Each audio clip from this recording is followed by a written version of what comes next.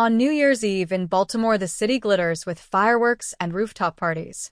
People shout countdowns from balconies and street corners. Then the first bullet falls.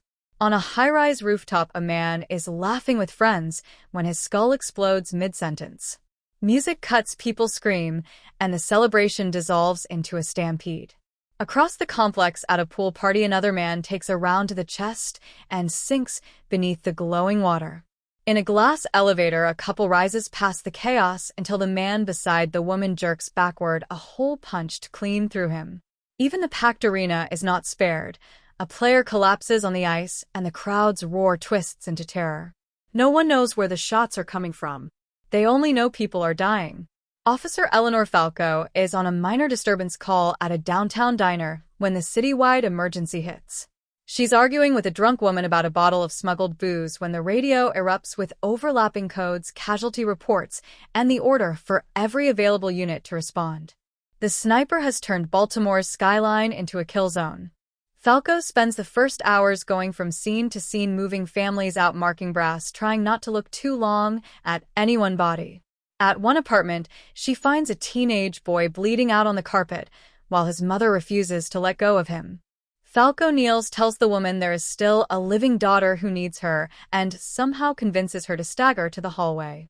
Meanwhile, ballistics expert Mackenzie sets up laser rigs across multiple crime scenes. When the trajectories are combined, all the lines converge on one place, the 17th floor of a nearby high-rise. Before SWAT can move, that floor erupts in a gas-fueled explosion. Falco rushes their helping herd terrified residents into the street, while another officer logs each face for later comparison. Fire crews push toward the blown-out apartment, and Falco, stubborn and reckless, follows them up through smoke so thick it feels solid. Inside the ruined unit, she stumbles toward the shattered window, hallucinating the floor vanishing under her feet before blacking out from smoke inhalation. When she wakes with an oxygen mask on her face, FBI Special Agent Jeffrey Lamar is already in charge. He barks at her to clear his crime scene, and later at a joint task force briefing warns the room that the shooter is trained, local, and known to someone. This is not a ghost, he insists. Falco's blunt insight catches his attention. When she argues that the killer shot 29 strangers purely for the thrill of it, Lamar doesn't dismiss her. By morning, he's requested her as his liaison to the Baltimore Police Department. Alongside Mackenzie, they become the core of the hunting team. Evidence builds slowly. The explosion came from an old military grenade. The rifle is an XM-21 sniper system, long retired but still accurate. At the morgue, the trio walks past rows of bodies, all killed with one precise shot. No shared jobs, neighborhoods, or politics, just random people under the wrong patch of sky. The accuracy screams training. The randomness screams rage. Pressure from officials mounts.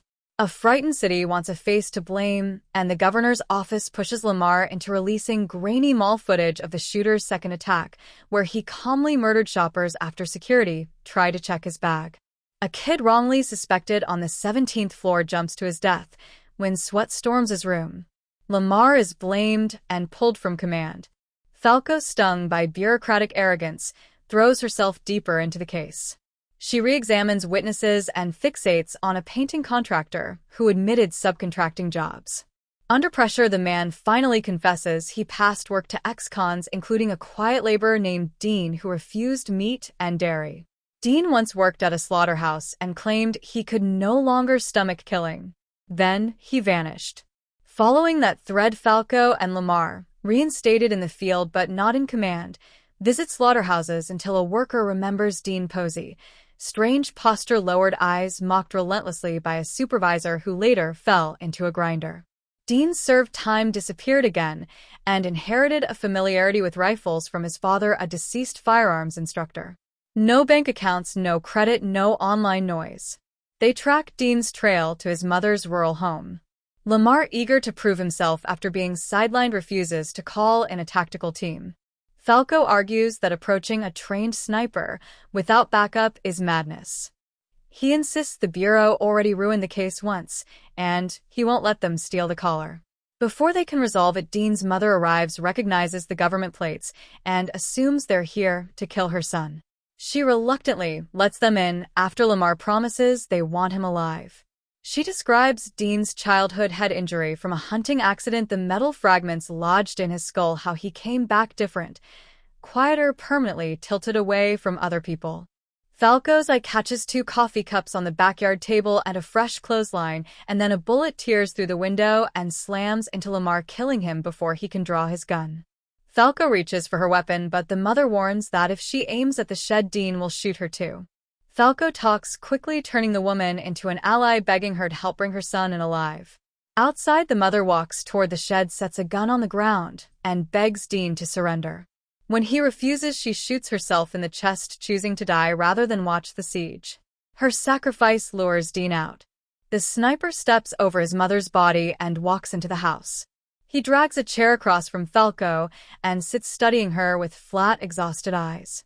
All he ever wanted, he says, was quiet. Every New Year's Eve, people filled the sky with noise and light. He just decided to answer back.